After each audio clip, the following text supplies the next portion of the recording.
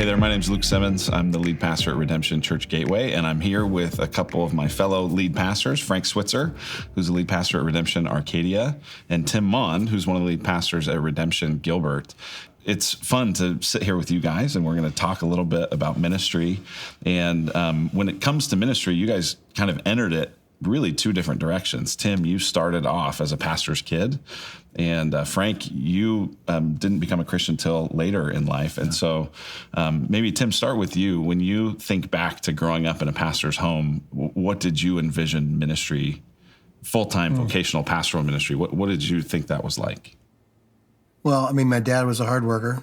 You know, he went into ministry from dairy farming, so I don't know if the labor quantity was much different, but he was a small church, rural, small town pastor, which is a different dynamic than I don't know anybody in our world knows anything about.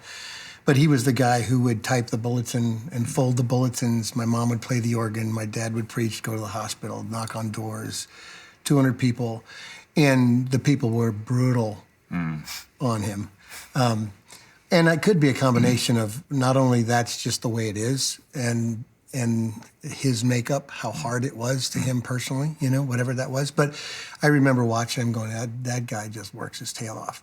So I wasn't a believer. I was in church every time the doors were open. And you lived literally next door. We lived right next door. I mean, so many times I got in trouble living close to the church. But yeah, my dad would do everything. He was the only guy. There was and paid poorly. It was poor ministry kind of stuff because he was actually a supported rural missionary. Okay. So people would support him, and we would do deputation going to places around the country. And it was a lucky day if the church decided to support you at $15 a month. And you would do enough of that to kind of have some kind of way to live. And so but I didn't know what that was weird or not normal. So nothing about what you've described so far makes me think that someone would experience that and go, I want to go into ministry. Right. Well, I never even thought about that. I didn't have a deep thought until I was saved. So I skied a lot, played a lot, got in trouble, and not like federal crime kind of trouble, but just mischief, you know. And it wasn't until my own sin was revealed at some deep level by God that I actually took it seriously or asked questions. And it wasn't even like I thought through the whole thing systematically. It was like, I don't know what to do with my sin. It was as deep as it went. And then as soon as I said, God, I'm sorry, the lights came on. And when that happened, I thought, oh, if this is real. Wow. And I'm kind of an all or nothing, burn the ships guy anyway. So if this is real, I'm going to do it. Yeah. And the only thing I thought I'd ever do, I wouldn't want to do his job. I'll be a youth pastor. And so that's the only thought I ever had, the only aspiration I ever had was I'll be a youth pastor. And that started in 1980. Yeah. And so my dad had recruited at colleges, and I said, pick a school, Dad. He picked one, and I never went to it. I just drove there and registered and went to school. That's it was youth pastor, and youth you pastor, did that for a while? Yeah, near where you grew up in Morrison, Colorado. Yeah. There's a small little Bible college there that had the only youth program in the country at the time. And so that's where I went. And there was 1,000 other detours from there to here, but that's how it started. Yeah, including your first job here at Redemption Gilbert was to be part of the facilities staff. Part of it, I was. That was the only guy. Well, I was doing ministry in Chicago. I was a youth pastor in a Bible church there. And through a relationship, a connection, somebody had moved out here and started talking about East Valley Bible Church and Thomas Schrader. And this is, you know, in essence, they're just starting. They don't know. We could make a big difference. And so I just caught the vision, you know, and moved my family out here without a job and without a home. And when I started looking for work, one of the things that opened up was the custodian position here. And I thought, well, that'd give me proximity. So I took the job, you know, cleaned, and then did ministry on the side. Yeah. That was for 1 year, 98, and then became the high school pastor after that.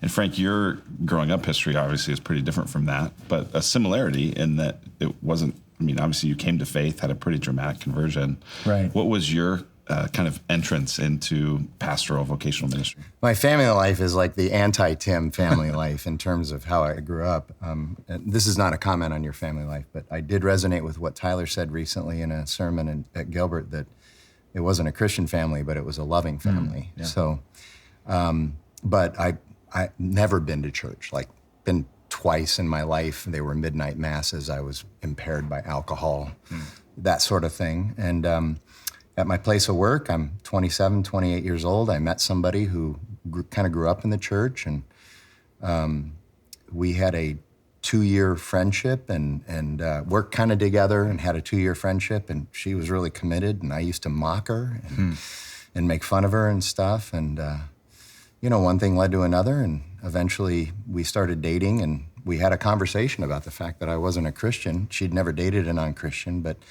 I told her, I said, I want our dating experience to be partly, if not mostly, going to church and you helping me with this to figure it out. And so God saved me at North Phoenix Baptist Church when Richard Jackson was there. Huh, wow. And so that's kind of how I got into it. We were So that's still how you in the got market. saved. That's how I got saved. But Yeah. we were in the marketplace, and I was doing retail and restaurant management for years, and never thought that, I thought people who actually did ministry vocationally were, there was just something special and different, smart about them, schooling, all that stuff. There's no way. I started going to Schrader's Bible studies. That made a big difference in my life. I began to realize that, this really does connect with real life. His teaching had a profound impact on me, and then I started teaching at North Phoenix in some of the departments there, primarily young adult departments, and then the business that I was leading was sold. I was not a shareholder. Yeah. Other people were. They decided to sell it. It had been in business for 77 years, got sold, and I'm 35 years old, no college degree, but I have a brand new worldview. So I went back to school and got a bachelor's in religious studies, got a master's in divinity from Fuller, and then a Master of Arts in Human Communication Theory from ASU, and started doing ministry. So you guys now have both been at this for a couple of decades, right?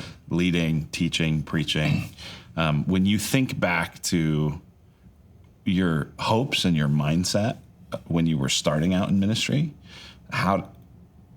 what do you think of now? How does it compare now? Like, how's it been better? How's it been more challenging?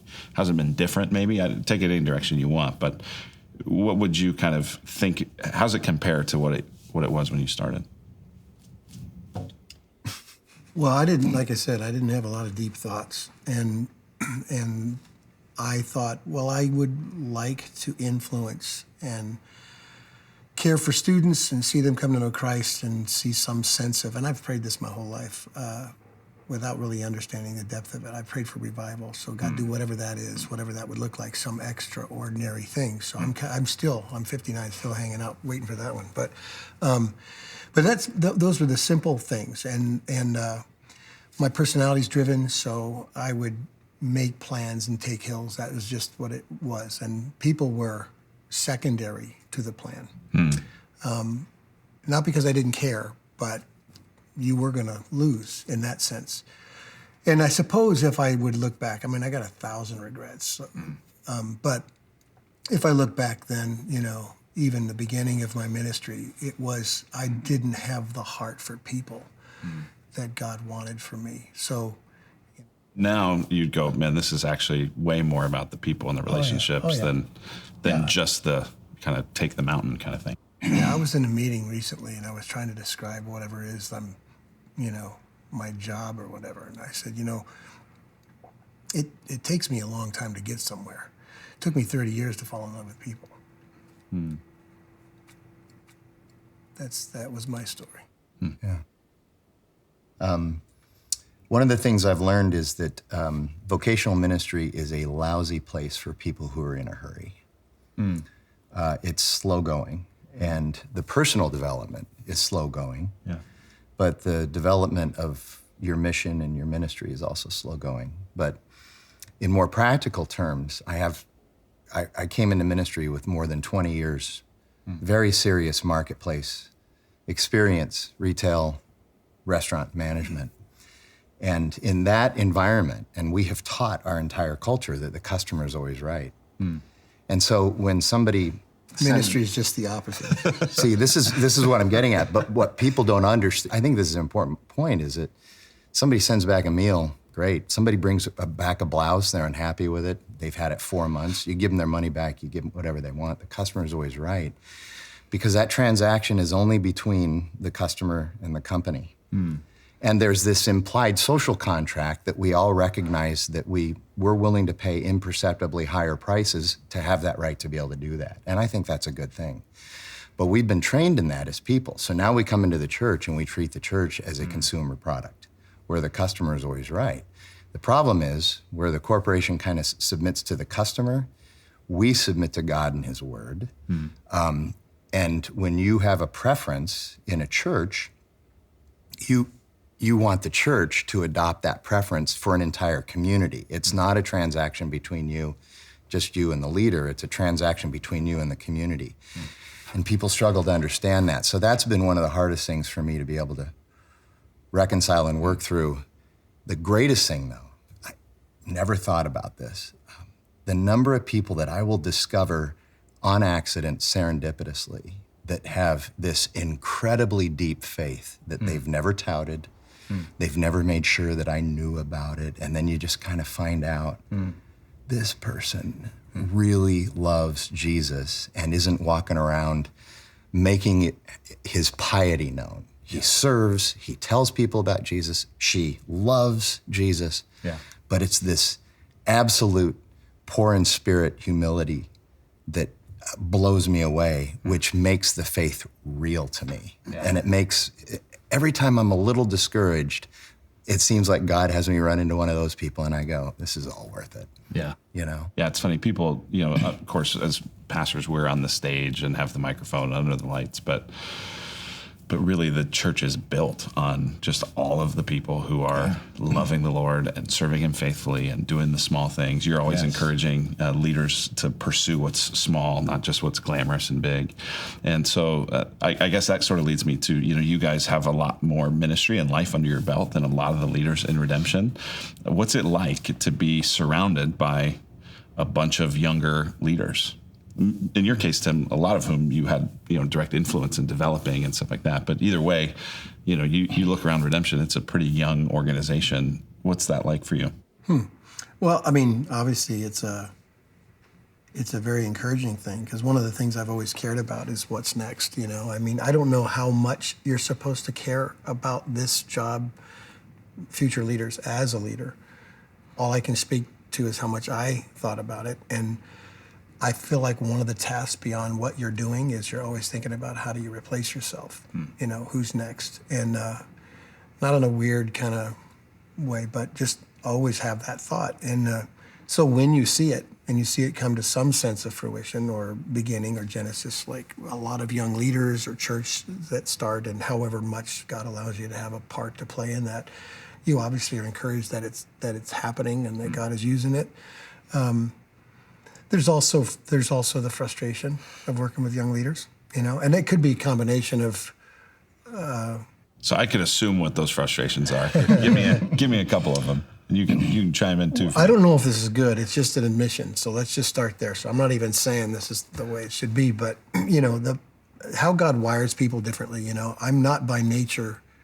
I don't look through life as an optimist. I'm a critical thinker by nature. So I'm always looking for the gaps and the problems and what's this or what's that. And the older you get in ministry, so I started in like a long time, 84, so we're 36 years. The longer you're in ministry, you've been there and done that. You've crossed all these T's. You found Mecca. You did all that. You had your moments, like you're watching all the young leaders have their moments, and you're left as a cynical guy going, yeah, we'll see. We'll see. And I know it sounds like the greatest, but it's not the greatest. It's the latest, and it's okay. And you know that, you instinctively sense that, but you don't want to be the killjoy to their version of coming to grips with those things. So there's sometimes a frustration. I eat my words a lot. I swallow my tongue a lot in meetings. I kind of watch it happen, and in my mind going, yeah, whatever. I don't. And the hard part is to not let that be seen so much that I put a damper on enthusiasm, but it is in my head, and that affects how I respond or how I don't or whatever. So that's a tension, but exciting too at the same time, watching people grow and become and do. Yeah. What's it like for you, Frank? Almost exactly the same, but I can't imagine doing ministry without that tension. because it's fun. And yeah, they're wrong sometimes, but I'm wrong sometimes too.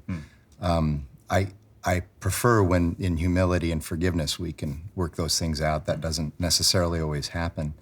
But I agree with him. I will say this, I just realized, I've known Tim a long time, and I love him, and he's a guy that I seek counsel from at times. I think it's good that God has us in different churches. Because if he and I led the same church, you know how Paul describes a body in 1 Corinthians 12? Our church would be an elbow. That'd be about it. We have exactly the same outlook and perspective, and it's good that we're in different places. But like Tim, I'm still learning about that stuff. And we just licensed, Trey Fraley on Sunday morning during our services, and he's a young leader that's filled with this enthusiasm and wants to try all these new things. It's the same thing. Where do you let them fail? Where do you let them discover on their own? Where do you let them prove to me that I'm wrong? Yeah. And where do you also prevent them from running out into traffic and killing themselves? Yeah. What's wild for me, because I grew up with you having a lot of influence in my early development as a man and as a husband, as a dad, as a pastor. It's interesting that you reflect back, Tim, and think, you didn't maybe care about people the way you did, but I was on the receiving end of your care quite a while ago. It's interesting to me now, I'm about the age that you were when I first met you. And I remember at that time thinking, man, this guy is wise and this guy has got a lot figured out. And now I'm where I am going, I don't have anything figured out. I don't think I have any wisdom. And yet, man, what a gift to have leaders and people who are ahead of you in life to pour into you. And man, you guys just are, both of you, such a gift to redemption. I'd be curious, Frank, as you sort of look ahead and you think about the next wave of leaders, what are some things that you hope they'll just always hang on to? Well, the proclamation of the gospel and shepherding people well.